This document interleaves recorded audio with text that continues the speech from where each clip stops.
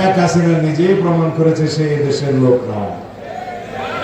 আওয়ামী লীগ নিজেই প্রমাণ করেছে তারা এই দেশের কোন রাজনৈতিক দল ছিল না, তারা অন্য একটি দেশের একটি রাজনৈতিক দলের অঙ্গ সংগঠন ছিল বাংলাদেশে। শেষ পর্যন্ত শেখ হাসিনা মরিয়া প্রমাণ করিল তিনি ভারতের লোক।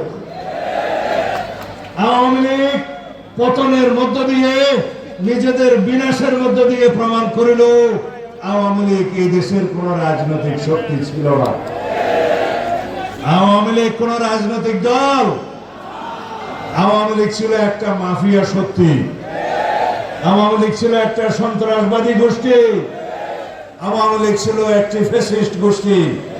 আওয়ামী লীগ কোন রাজনৈতিক দলের নাম নয়। কখনো আওয়ামী লীগের রক্তে কোন গণতন্ত্রের লেশ মাত্র ছিল না। যদি এই দেশের মানুষ ভালো রাজনৈতিক আদর্শ পায় তাহলে অতীতের খারাপ রাজনৈতিক আদর্শকে পরিত্যাগ করবে। আপনারা কি সেই আদর্শের তলে থাকবেন? তাহলে বাংলাদেশ জাতীয়তাবাদী দলের আদর্শ অনুযায়ী আপনাদেরকে চলতে হবে। এদেশে শহীদ রাষ্ট্রপতি জিয়াউর রহমানের আদর্শকে প্রতিষ্ঠা করতে হবে। এদেশে দেশনেত্রী বেগম খালেদা জিয়ার সংগ্রামকে স্বীকৃতি দিতে হবে। এদেশে দেশনায়ক জনাব তারেক রহমানের 31 দফাকে প্রতিষ্ঠা করতে হবে।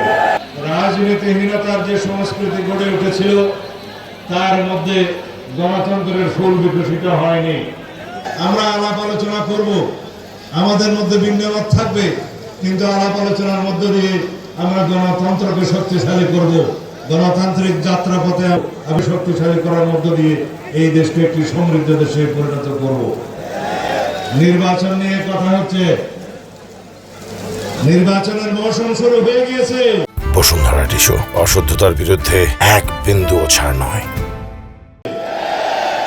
নির্বাচনের সময়সীমা ঘোষণা হয়ে গেছে। নির্বাচনের তফসিল ডিসেম্বরের প্রথমার্ধে ঘোষিত হবে ইনশাআল্লাহ।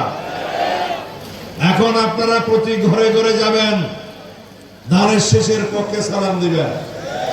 কেউ কেউ বক্তৃতা দিয়েছে এখানে আমার চাইতে বেশি জনপ্রিয় আমার বউ, তাহলে আমার নির্বাচন করার দরকার নাই, যে জিতবে তাকে নির্বাচন করতে হবে ইনশাআল্লাহ। আরো বলেছে যদি আমার সন্তান আসে তারাও নাকি বেশি ভোট পাবে, কিন্তু এটা গণতন্ত্রের ভাষা না। গণতন্ত্রের ভাষা হচ্ছে মানুষ যাকে পছন্দ করবে প্রার্থী হিসেবে সে নির্বাচন করবে, মানুষ যাকে পছন্দ করে ভোট দিবে সে নির্বাচিত হবে। গণতন্ত্রের ভাষা হচ্ছে মানুষ যাকে ভোট দিবে সেই এমপি নির্বাচিত হবে। পিআর এর ভাষা হচ্ছে মার্কার মধ্যে ভোট দিবে, কে এমপি হবে জানে না। সেই পিআর তো বাংলাদেশের মানুষ গ্রহণ করে নাই। কেউ কেউ এই পিআর পিআর বলে এখনো গলা ফাটাচ্ছে। উদ্দেশ্য কিন্তু পিআর না, উদ্দেশ্য হচ্ছে পিআর পিআর করে যদি কিছু পায়।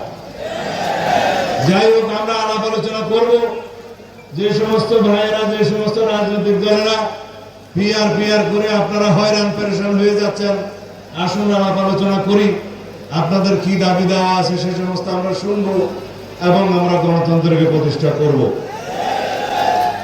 অধিকার আদায়ের জন্য, কথা বলার জন্য, সমাবেশের অধিকারের জন্য, এই মানুষের কথা বলার অধিকার প্রতিষ্ঠার জন্য আমরা সংগ্রাম করেছি, রক্ত দিয়েছে।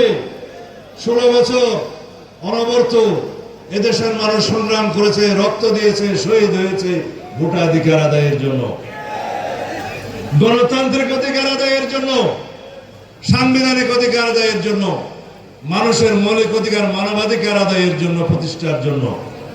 সুতরাং সেই সমস্ত অধিকার প্রতিষ্ঠিত হবে ভোটের অধিকার প্রয়োগের মধ্য দিয়ে।